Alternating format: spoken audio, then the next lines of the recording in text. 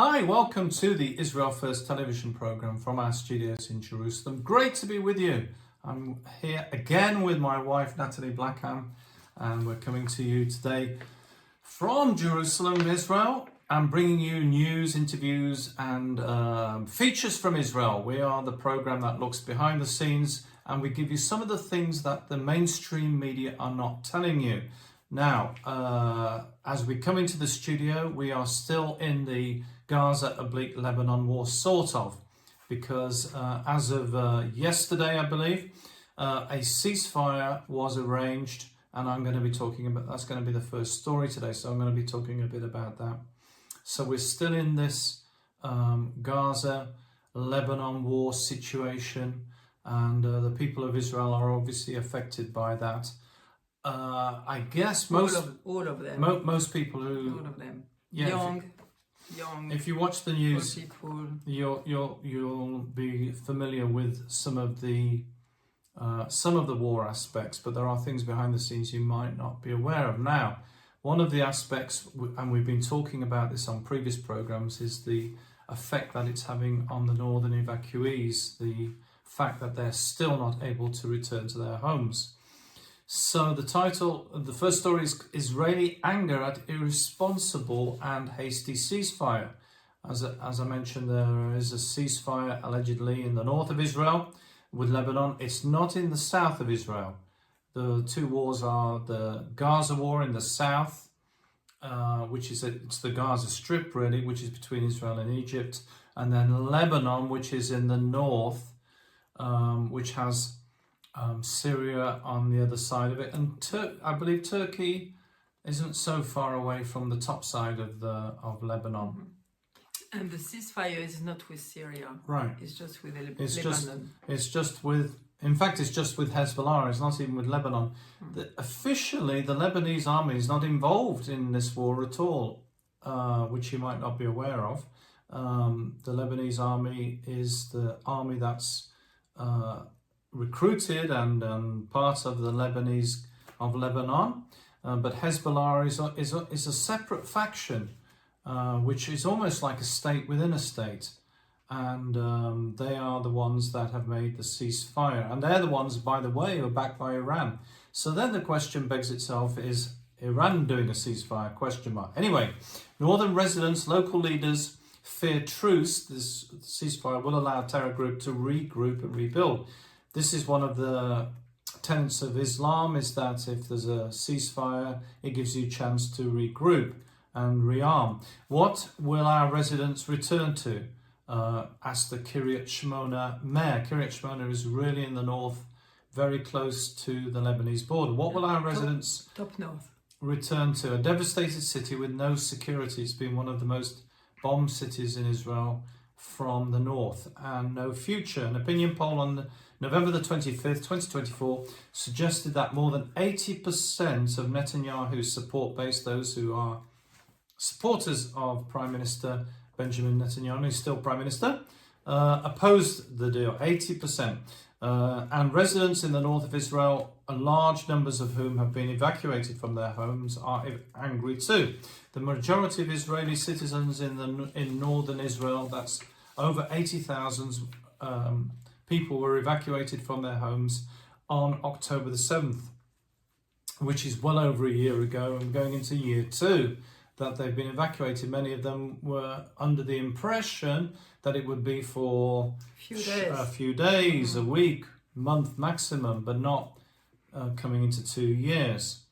At least 46,000, and I think there's more than that, 46,561 residents of the region remain internal refugees. These are people who are having to stay in hotels, temporary accommodation. They might be living with a family, moved to another part of Israel, but they're not in their homes in the north. This is according to the figures from the Israeli Prime Minister's office. The heads of municipalities, cities and towns in the northern Israel have expressed strong opposition to the ceasefire between Israel and Lebanon. Now, you might ask why. A lot of people are saying this is a good thing, the ceasefire, it's a good thing, peace in our time, as it were. Like Chamberlain coming back from Nazi Germany and with a peace document in his hand and saying peace in our time. Isn't it a good thing, Martin? Well, no. Because why? Peace is a good thing, but you still have the issue of Hezbollah in Lebanon. Now, a lot of the northern evacuees are waiting to go back so that when the security has been returned to the north of Israel. The south of Israel security is pretty much returning to normal, pretty much, even though a lot of the evacuees haven't returned home. Some have, but in the north the security has been very bad, and there've been constant rocket fire from the north of Israel. Even this week, when we've come in the studio, there's been rocket fire from Hezbollah in the north. Moshe Davidovish, chairman of the Mate Asher Regional Council in the north of Israel, warned that signing the agreement would worsen the current situation. The government is returning the situation, in my humble opinion, he said, to a worse situation than it was before. David Azulay, head of the Metula's in the north of Israel, Metula Council, attacked the agreement, which he called a surrender agreement. Gabi Neiman, head of the Shlomo Council, complained that he didn't know anything about the agreement. We haven't been informed about the agreement, he said. We're not being updated. We feel the state has abandoned us. The people in the north are very angry that a ceasefire has been done without the situation being resolved. Yasser Jabadan, head of the Kisra Samai Council, also warned against giving Hezbollah the opportunity to rearm. He's an Israeli Arab. By the way, in the north of Israel, there are a lot of Arab communities. Indeed, there are Christian Armenian communities in the north, and there are also Druze communities in the north. So there are different communities, and one of them, the Arab spokesman, said, you're going to let Hezbollah rearm. The guy said, he further demanded that there should be no talks with Lebanon as long as the hostages are held in Gaza. Now, this might have escaped a lot of people's notice, but the ceasefire has come and not one hostage has been returned from Gaza. Kiryat Shmona Mayor Ivihai Stern expressed strong opposition to the deal. I call on our leaders to look in the eyes of the children of Kiryat Shmona and think of their future. This agreement brings the threat of October the 7th closer to the north. How have we gone from total victory to total surrender? Why did we not finish what we started? We were crushing Hezbollah, yet instead of dismantling it completely, we're giving it a chance to recover.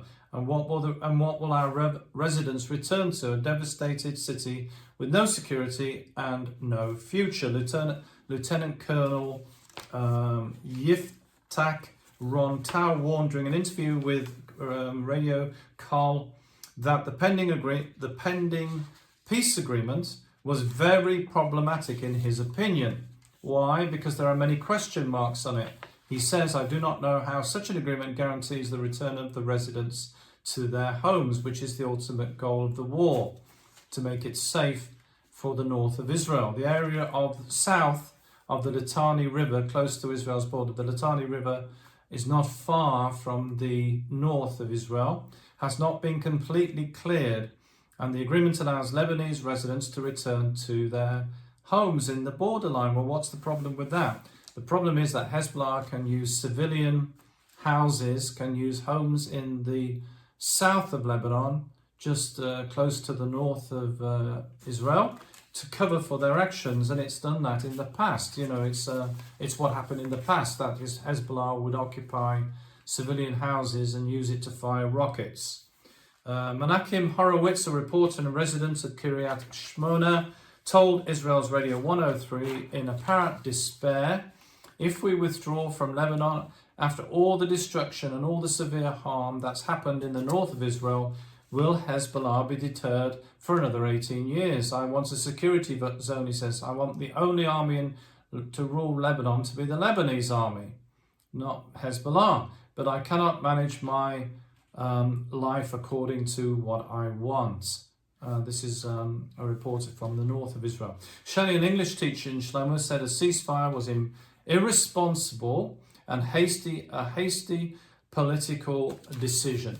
So a lot of them in the north are not happy, Nathalie, that they are being moved around the country, not able to return to their homes, and the situation now is kind of like frozen. Nothing's happening in a sense. Exactly, and this is how the people feel in the land, because we had some people speaking from outside of Israel say, "Well, this is wonderful. This is a ceasefire," and it's like, no, you don't. You have to know the situation here and how the people feel here in the land, especially the people from the north. Right. So it's really a serious problem, the ceasefire, for the residents of the north. And whilst it might look good to certain people, it's not really solved anything. So, and even an Arab report I read was saying this is a mysterious ceasefire, very odd. Now, one of the issues we've been talking about on the Israel First television program is the issue of artificial intelligence, or AI, and the impact that it's having across the world, particularly in Israel, because Israel is first, so it's leading in this area. Unfortunately, artificial intelligence is basically running a lot of things that you may not even be aware of. We've talked about the news with AI, computers, the the Nimbus system for Israel's computers, for government ministries. I've talked about all these different things that are running by artificial intelligence. But if you have a cell phone or mobile phone, you'll often find that adverts will pop up because you've been talking about a certain thing. In fact, I heard that, I think it was on a wedding anniversary, that if you wanted something for your wedding anniversary, you just tell your phone, tell your wife's phone what you want, and it'll pop up apparently. So, this is a humorous way of looking at a very serious issue of artificial intelligence. Now, in Israel, they're going to build, this is the project, a super computing platform. Well, what's a super? I thought all computers were super. No, this is a bit different. This is a huge, very intelligent computer, and Google and Amazon are set to compete the tender. Their tender is they're giving a quote of how much it will cost if they build it. Google and Amazon, and you might say, well, what have they got to do with Israel? Well, they're very involved. They're already involved in the Nimbus project. Critics say artificial intelligence is leading us towards totalitarian control and digital enforcement. If you can imagine the artificial intelligence being like a cable that reaches into everything: computers, phones, surveillance cameras, airports, cars. Cars have cameras, cars have computers in them. One of the things is, one of the blessings of having the car computer is that when you go to the garage, the car will tell the garage what's wrong with it. But it's a computer that's monitoring all the time, everything. Now, the more newer models are doing even more than that. They're using the new cars for marketing purposes to see, gather data. They can gather data on what you do in the car, what radio stations you like, what music you listen to, and they can then feed you back adverts for what they think you want. So these things are very insidious, really, creeping into our lives. Now, the tech giants, Amazon and Google, are set to bid a 240 million shekel supercomputer infrastructure for the academia, allegedly, to advance AI technologies. Why do they want to advance? Here's the question. Why is AI so important, Nathalie? We're in the middle of a war. You would think that defending the country, or, getting new weapons or training soldiers, but why is AI so key? What is the urgency for artificial intelligence? And another question that critics are saying is, what is the protection against artificial super intelligence, which is a form of AI that is self-aware. In other words, that is a kind of a living entity. I mean, it's not got life like a human being, but it has a life form of its own, being a super computer. The Times of Israel reported that leading US technology companies, Google and Amazon, are competing for the tender. It's part of the $1,266 million National AI Program. And these supercomputers are the most advanced and brilliant computers. Really, you know, it's the kind of thing that Albert Einstein was talking about, because they are faster than a human brain at thinking. And we'll bring you further updates about artificial intelligence in future programs, but keep your eye on what's happening with them. And it's all happening as a kind of a cover or whatever behind the war situation. Now, I know, Nathalie, you've got things today to share with the folks, and she's always got some good things to share. From the Hebrew roots, from what God's doing, from the end times, from the land. So what have you got for us today? So this week and the week or so before, I was listening more YouTube and like sessions from some rabbi in the community here in Israel, Orthodox rabbi, and a lot of them, okay, and not just in Israel, also in other countries, they are speaking more and more about the Mashiach, the Messiah, because they can see with all the things that's happening, they can see also with the Hebrew calendar that we are coming at the end, the end of the time, as we know, and we spoke already about that. Maybe I can just say quickly, because I think it's important for us to know that there is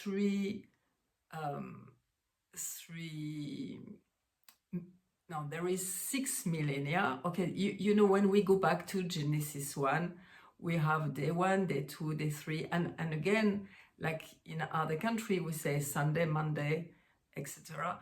But in the Bible is written day 1, day 2, day 3, and even now in Israel, when we speak about, like for example, Thursday is Yom Rashi'i, which is the 5th day, because after you have Friday and then you have Shabbat. So all the days account compared to Shabbat.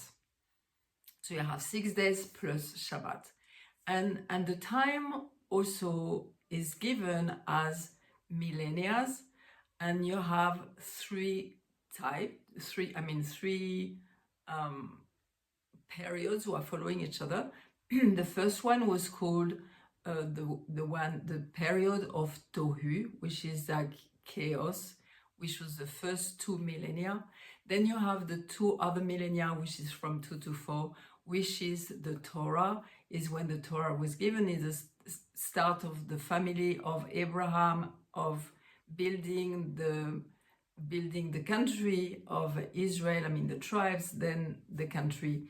And so it's the time of the Torah. And then from 4 to 6 is the time of Mashiach. And so on their calendar, we are at the end of the 6,000. So we started already 2 millennia away, which is very interesting. They're asking why and all of that. As Christian, we can say we know that the Mashiach for us, Yeshua, came in the year of the 4,000, and which is very interesting also when you look at the menorah, which was the light, the candlelight in the temple. It has 7 branches, and the middle branches is called the the Shemesh, and the Shemesh is the servant, okay, and like Yeshua came as a servant. He didn't come as the king. He came as the servant right at the beginning, and he's going to come back. And so for the Jewish people, they are really waiting for the Mashiach now, for the Messiah. They are speaking about it a lot. And not only in a theory, they're saying, what do we need to do for him to come? And so it's very interesting to listen to the session and the lesson that they are doing about that. because they are very serious on that. And they are also speaking, as we speak very often, about the lady who is pregnant and you have a due date, but only God knows the due date. We're always like, a date was given to us, and most of the time is never the date, but it's around that date. Okay, so it's a bit of the same now. The return of the Mashiach, or the time of Mashiach, of his coming, is coming very, very close. We know the due date, but we don't know. It's like, we know that it's at the end of the 6th millennium, is what the Jewish people say, but we don't know exactly when it will happen. Do you remember there is a passage also in, I think it's in Revelation, where I say that God is going to hasten the time at the end of the period of this pregnancy, because the birth pangs are hard, and he wants, he has compassion on us. So he knows that we won't be able to cope till the end, and he will hasten the time for his coming. So this is very interesting. Now, one of the things that we could speak also about being prepared actively, which is very interesting, because when a woman is having a baby, you can be passive or you can be active. And when you are active during the delivery, you are more in control, and you know more. Is easier in one way, because you are doing everything that you can for the baby to come. Like, for example, a lot of ladies still, or in the Western world, are laying down, which is totally the wrong things, because the baby come down, and when your pelvis is open squatting, your pelvis is the most open, which is not when you are laying down. And it's how the people were having, like, you hear about birth chairs, and it's because the lady was sitting squatting, and it's when the pelvis is open more. So you see, there is active way of doing things, and one active ways of preparing the return of Mashiach is to prepare ourselves. Now, one of the things that I want to speak today is also Lashon Hara. And Lashon Hara is like speaking badly about people. We spoke about that already many times. One of a very specific story, or is a parable, was saying about somebody. There is a rabbi who has somebody coming into his office, and he say, I have trouble with speaking badly to people. And sometimes you can give a little of juicy things to people and they're happy, and it's like, and he say, I'm struggling with that. I know that it's not good to do Lashon Hara, to speak bad about people, but sometimes you have news and you're like, try to bring the thing. So the rabbi tell him, you know what? Go to take a pillowcase. Take all the feathers out of it, not just in a room. You just like go through the window and you shake it, because usually when you speak, you say something to somebody is going away, and this person is saying again what you said, and it's like spreading. So you say, you don't just do it in a room, you open your window and you shake all the feathers who are in the pillow, and then you go to fetch every feathers and you put them back in the pillow. Can you do that? No, you can't. No, you can't. You can try to say, yes, I can. No, you can't. There is the wind. You can't. You just can't. So is how we can see that sometime when we say something which is not right, he goes away with somebody else who carried somewhere else. And again, you have even to think like even spiritually. It's not just in this world, but we are touching the spiritual world with our words. So everything that we're saying, we can build or we can destroy. And we need to be very careful in these days, even our prayers. We need to really have a discernment to know how to speak and how to pray. And the best way to pray is with the word of God. You take the Tehillim, you take the Psalms, and you read the Psalms, and it's like all our word, like God has created the heaven and the earth with his words. We are creating things with our words. So when you take the Tehillim, it's like spiritual souls who are going into the spiritual realms and doing some good work. So Lashon Hara is like you restrain yourself to say bad things about people, and then you can think that you have Lashon Atov, which is saying good things to people and encouraging the people, looking at the good side that they have and lifting them up. And suddenly all the atmosphere change. When it's a positive atmosphere like that, is like the seeds can grow and develop and not be squashed under our feet and under our words. It's like gossip. That's what the Lashon Hara is. It's really that there shouldn't be gossip, because it's putting people down and not building them up. Yeah, Lashon is tongue. I mean, no, it's like Lashon, is language, and Hara is bad. And Lashon Atov, it means using your language for the good. Tov is good. Yeah, first of all, thank you everybody for those who are supporting us. We need that support. Please continue to support us, and if you haven't done that, then you can get in touch with us or go to the website, which is www.israelfirst.org. There's a donate page and you can do a donation. You can also contact us if you need any help with that at info@israelfirst.org. And there's a lot of information there. You can sign up to the newsletter.